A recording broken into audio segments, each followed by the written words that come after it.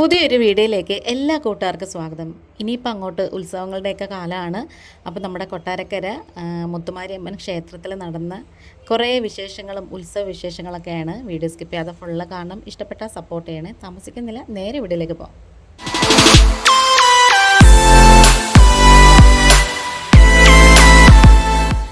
രാവിലെ ഒരു 11 മണി കഴിഞ്ഞപ്പോൾ ഞാനും നാത്തോനും കൂടിയാണ് പോകുന്നത്. ഓട്ടോയിലാണ് കേട്ടോ പോകുന്നത്. ഇവിടുന്ന് അടുത്താണ്, നടക്കുന്ന ദൂരമൊക്കെ ഉള്ളൂ. പിന്നെ നമ്മൾ സമയമാകാറായേ 11:30 മണിയൊക്കെ ആകുമ്പോഴത്തേക്കും പൂപ്പടയും മഞ്ഞനീരാട്ടമാണ്. ഇന്നാണ് ഇവിടുത്തെ അവസാനത്തെ ദിവസം. അപ്പോൾ ആ ദിവസത്തെ ചടങ്ങുകളാണ് കേട്ടോ ഈ പൂപ്പടയും മഞ്ഞനീരാട്ടും.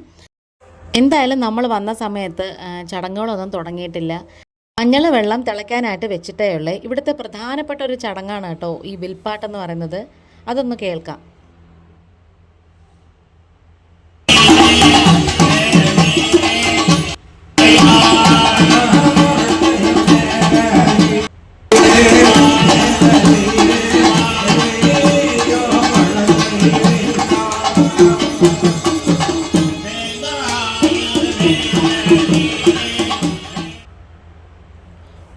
മുത്തുമാരി അമ്മൻ്റെ കഥയാണ് കേട്ടോ ഈ വിൽപ്പാട്ടായിട്ട് അവതരിപ്പിക്കുന്നത്.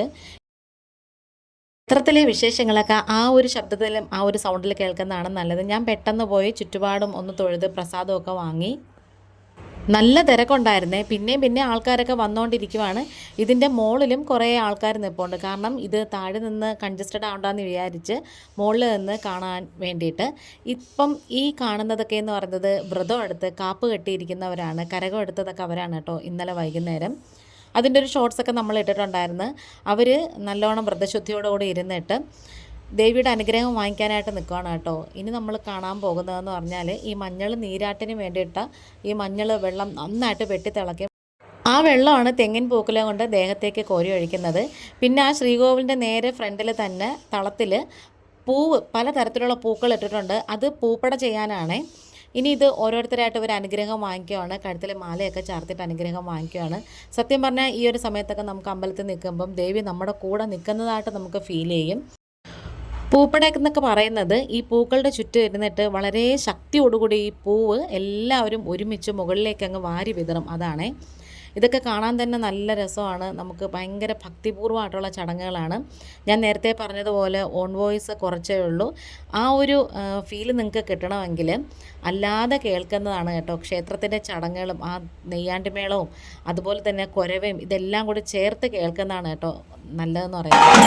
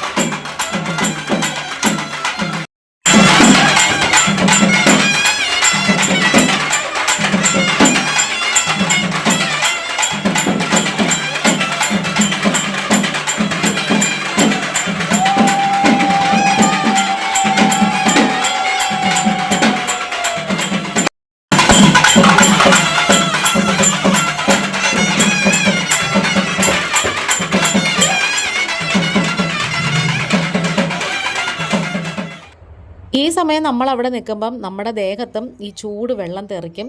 ചിലരൊക്കെ കുപ്പിയിൽ വാങ്ങിച്ചിട്ട് പോകുന്നത് കണ്ടിട്ടുണ്ടായിരുന്നേ.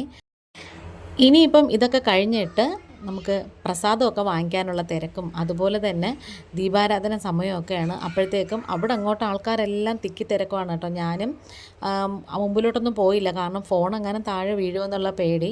അതുപോലെ തന്നെ ഹൈറ്റിൽ കൈ പൊക്കി വെച്ചിട്ടാണ് കേട്ടോ ഞാൻ ഈ ഫോണ് പിടിച്ചിട്ട് വീഡിയോ ഒക്കെ എടുക്കുന്നത്.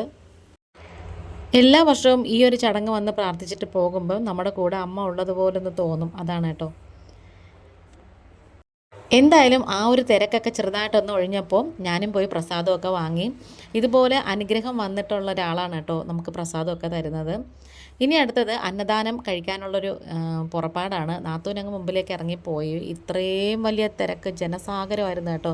നമ്മൾ കഴിക്കുന്ന വീഡിയോ ഒന്നും എടുക്കാൻ പറ്റിയില്ല. ചോറും സാമ്പാറും മോര് കാച്ചിയതും പിന്നെ തോരനും അവിയലും അച്ചാറും നുറുക്കുഗോതമ്പ് പായസമൊക്കെ ആയിരുന്നേ. പിന്നെ അതൊക്കെ കഴിഞ്ഞു. ഇനിയിപ്പോൾ ഞങ്ങൾ ഓട്ടോയിൽ തന്നെ വീട്ടിലേക്ക് പോവുകയാണ്. അപ്പോൾ ഈ ഒരു വീഡിയോ ഇഷ്ടപ്പെട്ടാൽ സപ്പോർട്ട് ചെയ്യണേ. ഇന്നിപ്പോൾ ഇത്രയേ ഉള്ളൂ. വീണ്ടും വരാം. Thanks for watching.